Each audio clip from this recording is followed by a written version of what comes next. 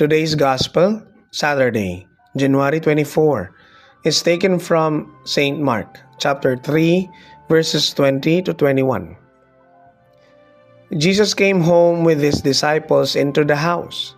Again, the crowd gathered, making it impossible for them even to eat. When his relatives heard of this, they set out to seize him, for they said, "He is out of his mind." The Gospel of the Lord.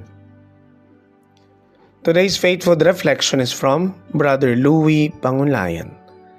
Baliw daw siya.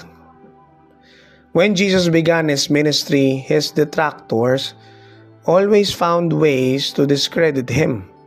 Even his relatives said that he was out of his mind. Baliw daw siya. The scribes and the Pharisees always tried to put a stop to his ministry through fabricated accusations. We have seen these tactics ruin the lives of individuals. Character assassinations and false news in social media are the modern ways of discrediting individuals and worthy endeavors. These are deliberate tactics to ruin someone's reputation by spreading false information, rumors, or distorted facts. These methods circulate misinformation, use inappropriate language, or engage in cancel culture to ostracize an individual. These attacks leverage social media's speed, reach, and emotional nature to create a negative public image that can be hard to disprove. Worse, perpetrators usually hide under a cover of anonymity. The enemy has even adopted these ways of derailing our good works in our communities. I once called the attention of an individual on Viber who implied that the chapel we were building is not a legitimate Catholic church.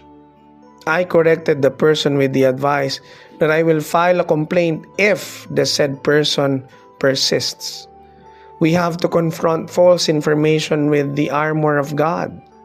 After all, as the prophet Isaiah says, "No weapon forged against you will prevail, and you will refute every tongue that accuses you.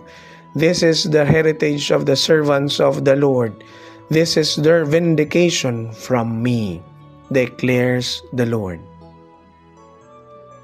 Let us pray. Lord, as I do my good works, protect me from the lies of the enemy. Amen. In the name of the Father, and of the Son, and of the Holy Spirit.